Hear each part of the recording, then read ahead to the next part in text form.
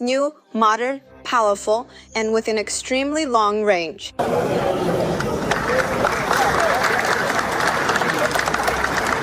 It has successfully passed its tests, and now the whole world has seen it.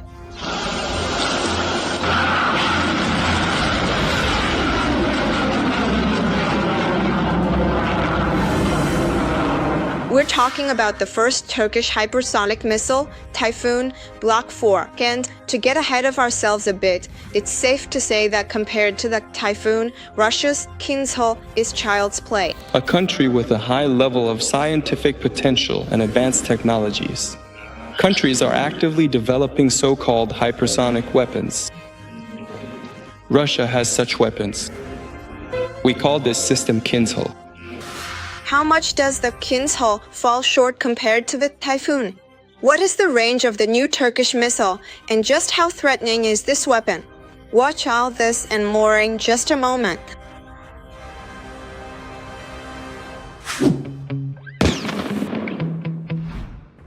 Turkey showed off its new hypersonic missile at the International Defense Industry Exhibition IDF 2025, which is taking place in Istanbul. The Tayfun Block-4 was presented by the Turkish defense company Roketsan. According to them, this model is an improved version of the previous one, featuring increased range and higher speed. The Tayfun Block-4 achieves a remarkably long firing range, setting yet another significant record for the Turkish defense industry. This is a newly developed version weighing over 7 tons with a multi-purpose warhead, capable of precisely striking strategic targets, air defense systems, command posts, hangars, and other critical facilities from a great distance. A great distance, in Turkish terms, means 3,000 kilometers. That is exactly the range of the brand new Turkish hypersonic missile. Officially, its speed has not been disclosed, but experts believe that the Tayfun will be equipped with an air-breathing jet engine capable of reaching speeds exceeding 5 Mach. Additionally, the missile will be able to maneuver at hypersonic speeds, making it virtually invulnerable to air defense systems. I don't think the Turks are doing this just to show that they have the fastest missile. Because after that, a whole bunch of problems start to arise. The Turks are moving step by step, gradually, persistently, but confidently. That's something that needs to be acknowledged. And they're moving towards increasing speed, increasing accuracy. They're not making revolutionary leaps. They're developing this missile in an evolutionary way. On top of that, the missile is also equipped with an advanced guidance system and can be ready for launch in the shortest possible time. The system also has high electronic resistance to jamming of global positioning systems. It is assumed that the missile will have a modular design, which will allow for the installation of different types of warheads depending on the mission. This could be either a conventional high-explosive warhead or specialized munitions. In short, we're talking about nuclear weapons. All hypersonic missiles are designed so that they can carry a nuclear payload. Everyone wants to strike Kashai right in the heart. The missile hasn't entered mass production yet, but it is already being seen as an important symbol of Turkey's strategic breakthrough in defense technology. And the developer company claims that the new missile system embodies the most advanced technologies of the Turkish defense industry. The first tests of the Tayfun ballistic missile family took place back in October of 2022. At that time, the missile hit a target at a distance of 561 kilometers after 458 seconds, or just over 7.5 minutes.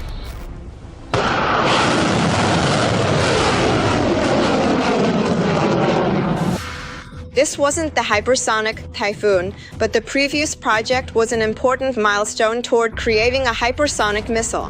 Currently, tests of the Tayfun Block-4 are ongoing, but there are already some results. During the third test launch, conducted from Ryazardvin Airport in February 2025, the missile successfully hit a target at sea, at least according to official statements.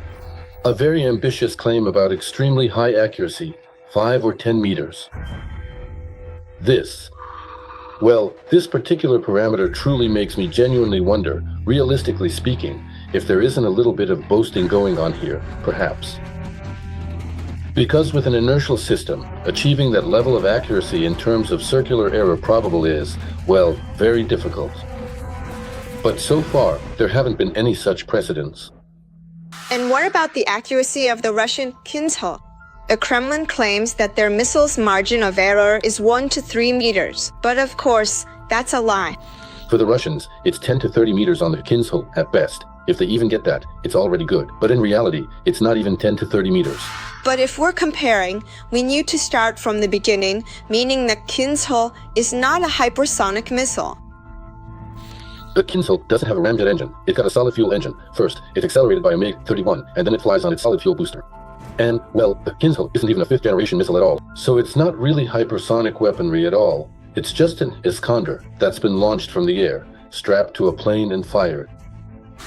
Well, let's set that detail aside for now. The maximum strike range that the Russians claim is 2,000 kilometers, whereas the Tayfun has a range of 3,000 kilometers. The Kinzhal weighs 4,300 kilograms and is 7.2 meters long. The Turkish missile is bigger and heavier, 7 tons and about 10 meters long. The Turkish warhead is larger, 750 kilograms versus 500 kilograms. The Kinzhal's sophistication needs no discussion. To be fair, comparing their specifications directly isn't entirely correct. I wouldn't directly compare these particular missiles in that specific manner. Because, well, the overall physical length of a missile. Honestly, you don't really care how long the missile is if it's rapidly and effectively coming at your intended targets. The warhead, that does matter. The main thing here is the ability to counter this missile. At what altitudes does it fly? Turkish missiles will fly at significantly higher altitudes than the Kinzhal missiles. I wouldn't compare which one is bigger or better. These aren't fighter jets, they're missiles, they're weapons of destruction.